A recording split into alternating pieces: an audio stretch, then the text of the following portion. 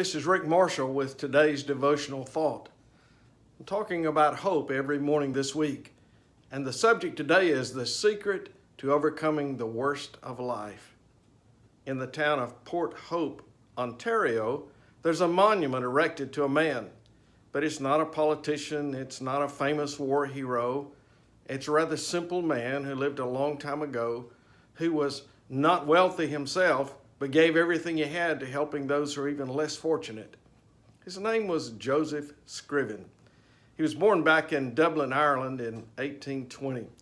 As a young adult, he was engaged to a beautiful woman, excited about the wedding, but the day before the wedding, she accidentally drowned. He never overcame that shock.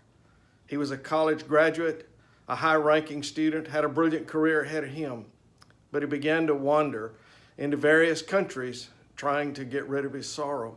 Eventually, it brought him to Canada and for somehow ended up in Ontario at the town called Port Hope. One of the results of being in this town was that he became a devoted Christian. And as a Christian, he didn't have an interest particularly in a desire that would make him wealthy or well-known, but what little he earned, he turned around to helping other people, poor widows, the sick, and the less fortunate.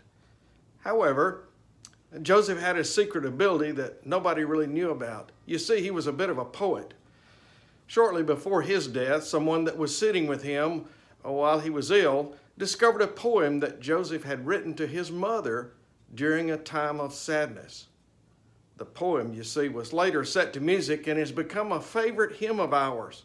In the polls and surveys taken of gospel music and hymns, it ranks always near the top. Joseph's poem, put to music, is one that you have sung over and over, but probably never knew the story behind it. Here are the words. You'll recognize them. What a friend we have in Jesus, all our sins and griefs to bear. What a privilege to carry everything to God in prayer. Oh, what peace we often forfeit. Oh, what needless pain we bear. All because we do not carry everything to God in prayer.